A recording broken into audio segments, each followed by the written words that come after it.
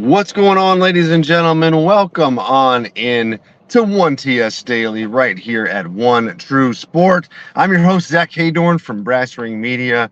I'm on the road again, folks. On the road in Chicago again, a different place, but the show must go on.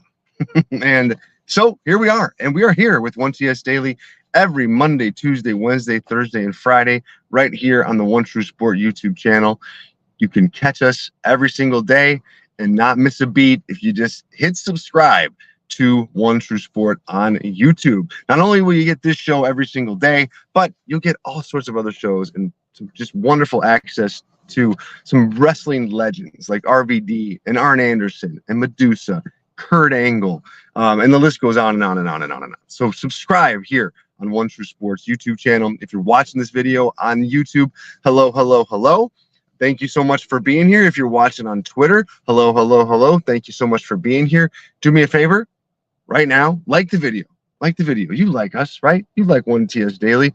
Hit like. It helps us grow this channel, helps us grow the show, helps us with our algorithm endeavors. Thank you in advance for doing that. It means a lot. We got a big show planned. Goodness gracious, we're a little bit delayed here due to some technical difficulties that the road brought on. But nonetheless, we are here, and it's a big weekend. A big weekend in professional wrestling. 3 kind of significant events that we're going to talk about and preview. We got Emergence, the TNA Emergence show tonight. WWE Bash in Berlin tomorrow afternoon, and then NXT No Mercy on Sunday night. So man, it's a lot of stuff to get to, and we're gonna get to it right now. Let me just take care of a little bit more business. Go to onetruesport.com, check out our membership options. You're gonna want to be a member at some point. We've got 3 different price points, 3 different ways you can get involved with the brand, 3 different ways you can have even deeper access to some of those favorite wrestling legends that I talked about. It's onetruesport.com. There we also have our merch store, which you can get merch from Arn Anderson and RVD and Kurt Angle and all those legends that I talked about. You can also get some really cool One True Sport merch. And finally, you know you want your 1TS Daily merch, right? 1TS Daily merch. I said it. Believe me. It's there. It exists. Hats, shirts, T-shirts. You'll love it. Really cool stuff by some really cool designers and artists. So check that out. Right now, it's onetruesport.com. Okay, let's start things off with the big show of the weekend, and let's preview WWE Bash in Berlin. Overall, and let me know in the comments. And I do have the live chat open. I've got the live chat open. I've got super chats open as well, guys. If you're able to make a contribution, if you want to ask a question, if you want to make a comment on what we're talking about here, drop your super chat in. It moves right up to the top of the list, and I'll make sure to get to all super chats for sure. But if you can't do that, or you don't want to do that, the live chat is open, so you can use that as well. Live chat is filling up right as we speak.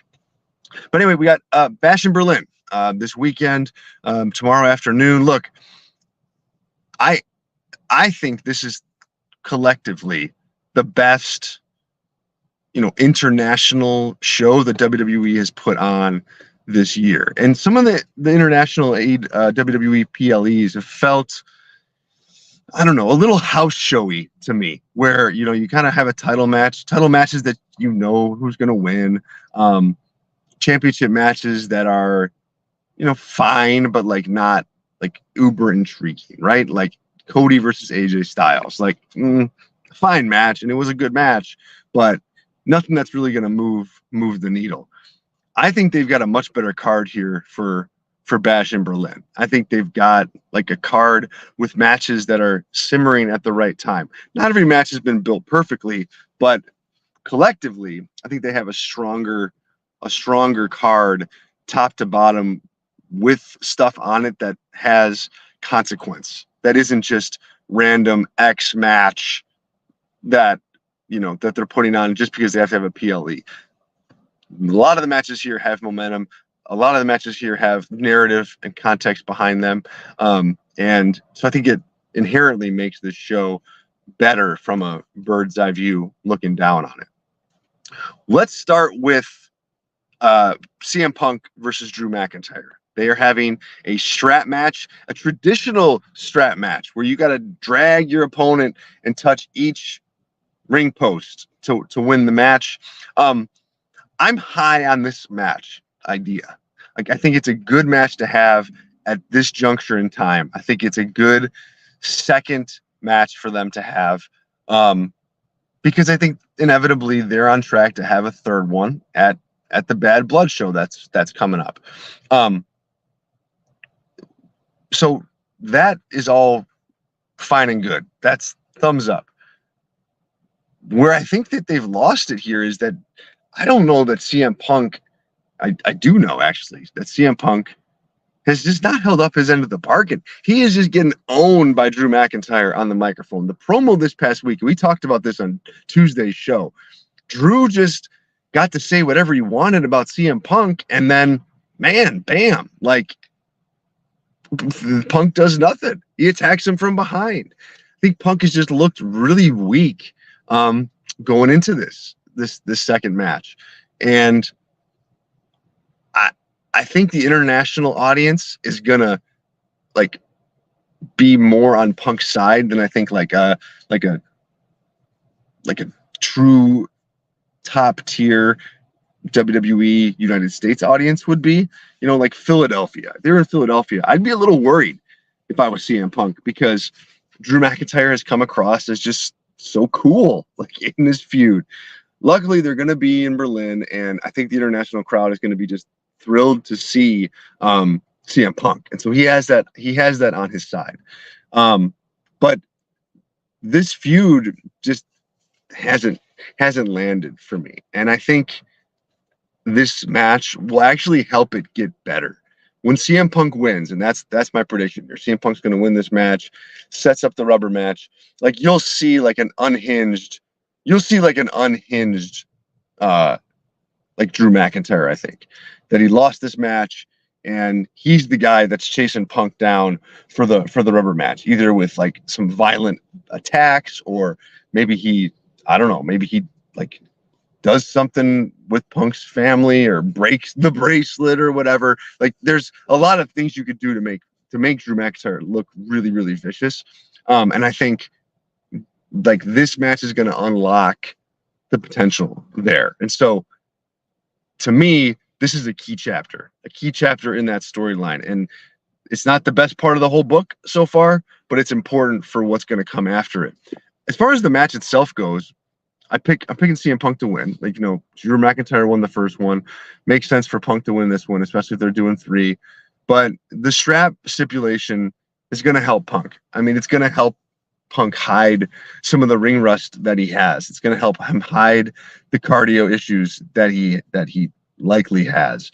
And that's good. That's smart. You want to hide that stuff if you're WWE and put him in a position where he can succeed from a match perspective. And you know, that they're doing that, and I think that's smart here. So I expect this to be a pretty good match. Andrew's in our chat. Andrew says here, Drew is doing a better job being Punk than Punk is. And Punk is doing some amazing heel work in his babyface role here. Exactly, Andrew. Like he's just missing. Like, he's saying things where you're like, okay, that's babyface if you just were to like write it down on a sheet of paper. But in the context of everything that's going on and the story and with what Drew's saying, like, no, the babyface stuff comes across as heel. I couldn't believe, man, the attack from behind. Like, Drew's out there railing against Punk from always attacking him from behind. And what does he do? Attacks him from behind again. How does that make it out of the production meeting? Like, it shouldn't. It really shouldn't. So yeah, I'm with you. I'm with you, Andrew. But yeah, Punk's gonna take this one. All right, let's do Cody Rhodes versus Kevin Owens in the most mixed up feud that there is in WWE right now. I don't know about you guys, and give me the thumbs up or thumbs down in the live chat, but I'm not into this. I'm not into what they've got going on here with Cody and Kevin Owens. Like, I didn't like how Kevin Owens didn't like really want his title shot. I don't like the Kevin Owens constantly like teasing that he's going to beat up Cody Rhodes from behind, or like just in general that he might turn on Cody Rhodes. I don't like how Cody Rhodes is so worried about that. Like, he's supposed to be this like really good friend of yours, and now all of a sudden, because you gifted him a title shot, like you're worried about him turning on you. Like, I don't think that has landed very well at all. And I just don't know what we're supposed to think here. Like, what are we supposed to want to happen? Is it like, are we supposed to want Kevin Owens to win? I don't think anybody really wants that. Are we supposed to look and kind of be excited about Kevin Owens turning heel on Owens? Like, no, I don't think so. I don't think we want that either. So it puts everything in a really weird place. This is definitely a holdover match. It's just to put a pin in like what like Cody's doing on the side. Hey, we don't want to get to anything with the bloodline yet. We don't want to get into anything with Roman yet. We already did the Solo Sikoa stuff. Okay, so what can we do? But we don't even want to get to Randy Orton yet, because I think that's on tap. I'll get to a chat here in a minute about that. So we're just going to do this, and it's going to help lead to Randy Orton. I mean, that's what's at play, but it doesn't make for a very compelling, story here. Here specifically with Kevin Owens. Andrew says Owens will not turn. I think this is a red herring. Orton stands over Rhodes at the end of the night, setting up their feud. Way too much press out there with the two of them. The turn is Randy. Yeah, I mean, I think that's coming. I think that's definitely coming. But again, I don't know, man. Like, I don't see a benefit. Like, why do the Kevin Owens thing then? Like, what? Just do the Orton match. I mean, I don't know. It is one of those things where it is long term, and I'll give you this, Andrew, for sure. You gotta let it play out. Like, long term booking is just not clear. It's high level, and WWE, for better or worse, they do deserve the benefit of the doubt on this kind of thing.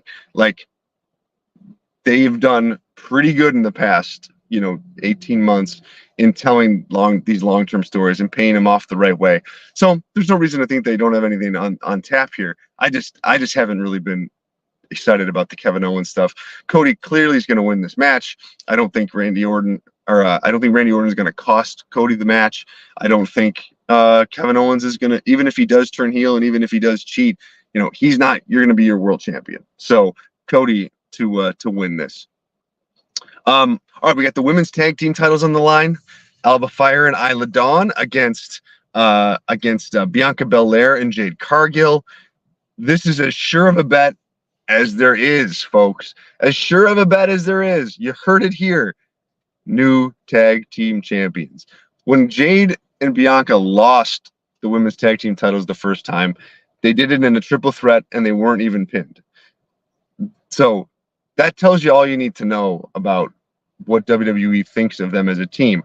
There's no way they're doing a job here. Even if it's not clean, I don't think that WWE is even one iota close to letting Isla Dawn or Alba Fire like just have the vision and the people's eyes on them pinning Bianca Belair or Jade Cargill. Not going to happen. Not going to happen. I'm not expecting much of a match here. I think it probably should be just more of a straight up squash, but clearly, Jade Cargill and Bianca Belair are getting those titles back. Andrew says the same thing. Give my girls the titles back, you cowards. I love it, Andrew. Thank you. Okay, and then we have the mixed tag team match. Damian Priest and Rhea Ripley against Dominic Mysterio and Liv Morgan. This is a sneaky match of the night for me. The audiences have been so invested in this story. They care about this story big time. Damian Priest, huge pops. Rhea Ripley, huge pops. Huge heat for Dom and for Liv.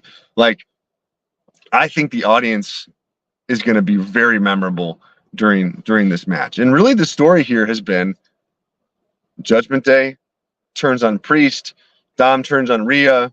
They kind of have now this split Judgment Day faction that's going to collide here. And WWE for the last 4 weeks has done a really good job of teasing Priest and Rhea getting their hands physically on Dom and Liv.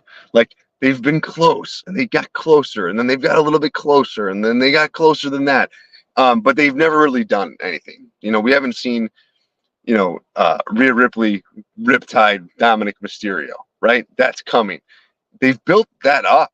Like, I think there's a psychology now amongst wrestling fans that want to see that happen, and now they can pay it off. They can pay it off on pay-per-view in a match that matters. And I think what you're going to see on Saturday is the entire match constructed around that, around like teasing those moments, and then having them not happen. In the end, though, bam, the audience is, you got to give it to them at some point. You can't tease it forever. And to me, this is the time to do it. It's in a match. It's on pay-per-view. You're going to have a hot international crowd. Like, what better formula do you want than that one? Like, that's perfect. That's perfect. And I think that's exactly what we're going to get here for sure. Damian Priest and Rhea to win this match. It's time. It's time for them to get a little bit of comeuppance. And I think that's going to happen on this show. All right, and then last but not least, in what I think will be the main event, Gunther defending the WWE World Heavyweight Championship against Randy Orton. This once again, Gunther has made a feud that really has no business being as hot as it is. Pretty hot. Believe it or not, and we talked about this on Tuesday's show too, Randy Orton stood in the middle of the ring on Monday Night Raw and cut a go-home babyface promo. Like, since when? Since when does that happen? That doesn't happen. That hasn't happened in Randy's entire career. But there he was. Look, no, I don't think anybody really thinks that Gunther is not going to win and retain the title. I think he just won it. So the goal here from a build perspective was, can you make it compelling enough? Can you make the story compelling enough and the build compelling enough where you could suspend your disbelief while watching the match and just make yourself buy into the notion that maybe Randy Orton can pull it off. That was the goal. And I think they did that. I think Randy Orton, talking about his history, talking about how he was a jerk throughout his career, and so he knows, how to beat one, was a strong angle. I think the angle with Gunther, like talking down to Orton, saying, "Hey, you're good, but you should have been even better." Like, that plays because there's some real life stuff in there, I think, too, especially for Orton. And so I think you're going to have an audience that wants to see Orton win. It's not going to happen, but that you're going to have that narrative out there for sure. And that is important. That's what you want out there. And so they have that. But Gunther to win here. I hope this match is the main event. It should be. That match should be the main event. Because first of all, it's in Berlin. It's Gunther. You don't have a strong, Cody match. And at some point, you want to position that world title as really, really important, I think. And that means putting it in the main event slot sometimes. And this is a perfect opportunity to do that if you're WWE. All right, that's WWE Bash in Berlin. It is tomorrow afternoon. We got a full long form preview up on Brass Ring Media right now that me and Tyler Sage did. You can check that out. We'll also have a live show tomorrow morning, the Kick Ash podcast with Ashley Mans. She will be able to kind of preview it coming out of SmackDown tonight, which will be fun to see. So check that show out tomorrow, 10 Eastern, over at Brass Ring Media. All right, tonight it's Emergence, and we've got an hour-long Iron Man match: Josh Alexander versus Nick Nemeth for the TNA World Championship. I'm actually excited for this match. I'm excited to watch this match. I saw Josh Alexander have an hour-long match with Fred Yehai in in AAW, and it was wonderful. It was tremendous. It was hard hitting. Josh Alexander, like, he's got like a relentless like pace to his wrestling, and like just how he wrestles in a match like that. He just keeps coming and coming and coming.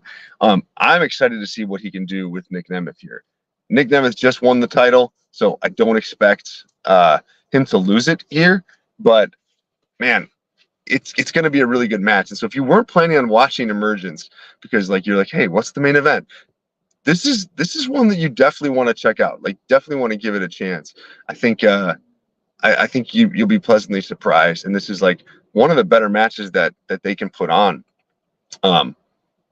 in their company is this one, and we're gonna get an hour of it, so it should be pretty cool. That's tonight on pay-per-view.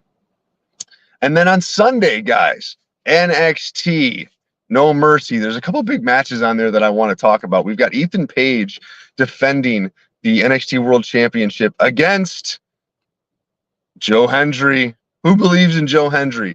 And Trick Williams is the special guest referee in that match. I am just beyond interested to see what WWE does here. Like, they're going to have an audience that wants Joe Hendry to win the world title. I thought it was weird at Slammiversary for TNA not to put the TNA championship on him, just because of how hot he is and like how that would have created some buzz. They didn't do that. Did they not do it because NXT wants to do it? I don't know. Part of me wants to predict Joe Hendry winning this match. I can't get past the fact that he's really still a TNA guy, and Trick Williams is there. Like, to me, the Trick is still the guy that you want to get the championship back on. Like, the journey is still Trick Williams. That's your long-term WWE guy. That's the guy who could be in, pay-per-view main events in the main roster.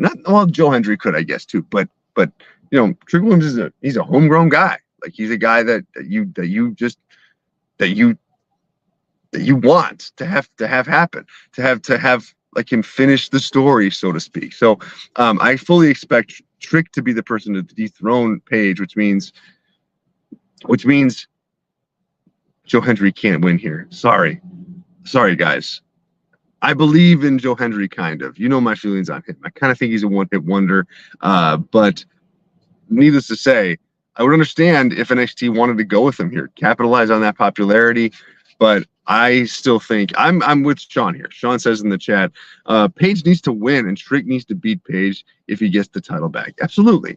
Like, Page stole that title from him. That's a story that's yet to be finished. They gotta keep going with that, and Page needs the title to do that. Also on the show, we've got Roxanne Perez against Jada Parker. Good match, but not on the high end of Roxanne Perez title matches. Parker is a project for the company, and she's gonna get her opportunity to show something here for sure. She gets a good opponent with Jada Parker, and I mean, they should have a fine match. But Roxanne Perez, again, she's not losing until Stephanie Vicure and Julia come into the company. They're gonna have to have those matches, and so it's hard for Roxanne to be in other matches because with like tip top drama, because you just know that they're gonna hold, and they're gonna want to do Vicure against Perez and Julia against Perez. And so I think the fact that that's looming over everything hurts. Yeah, Sean says here, does one of them come in on Sunday? I would say yes. I think that yes, one of them will come in Sunday. Stephanie or Julia. I think either one. It's time. They gotta go with it, because again, it renders everything else that Roxanne Perez does a little useless and meaningless, because those two challengers loom in the background. So yeah, I think we might see one of them this weekend, Sean. Good question. Obafemi is going to defend the NXT North American Championship against Tony D'Angelo. Look, I've been so surprised, not surprised, but just excited to watch Obafemi. He's grown into a good WWE style professional wrestler. He can cut good promos. He can, he has his certain style of match for sure. But like the matches he's had on pay-per-views have been pretty good. Tony D'Angelo is not the best opponent in the world. Like he's a one-note character to be sure. But Obafemi is compelling. I'm really wonder how they're going to work together here. You can bet that Tony D'Angelo is not losing this match to Obafemi for the win. Wes Lee is going to take on Zachary Wentz. Wesley just turned heel. He's the focus. There's no question here. He wins this match. That should be a good match. I think that's a potential match of the night contender for sure. You're going to get the quick pace. You're going to get fast action. But Wesley's going to win. I mean, that's pretty definitive. Last but not least, you got Axiom and Nathan Frazier against Chase U for the tag team titles. It's a rematch. Chase U won a couple weeks back. This is the rematch, and I don't think they're going to lose here. They're going to keep those belts. My antenna's up on a heel turn from Frazier. I think that could be a possibility, as a means to just kind of finish off that weird partnership with Axiom. But they were tag team titles or tag team champions. So, I guess it makes sense. Yeah, Chase U's not losing here, but I'll go on a limb and I'll predict Nathan Frazier heel turn. Sean agrees. A heel turn should officially happen there. Yeah, that's where I'm at too. I think they forecasted that pretty good. All right, Breath. That was fun. Good show. Thanks so much for being here, guys. I appreciate it. Make sure you're checking us out at Brass Ring Media.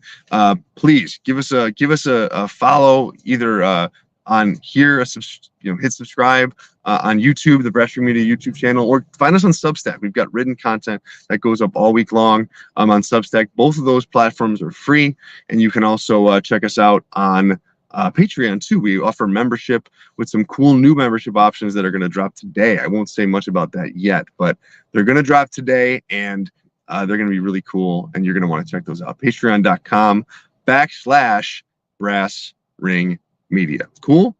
We'll review all of this on Monday. So, hey, and do what Sean says here. Become a Brass Ring Media member. Yeah, do it, guys. You'll love it. Tons of cool perks. Do what Sean says. And thank you, Sean, for the endorsement. Appreciate you. We'll review all of this on Monday. So be here 11 Eastern on Monday. I hope you all have a wonderful, wonderful weekend. Enjoy all the wrestling, and we'll talk to you guys really, really soon. See ya.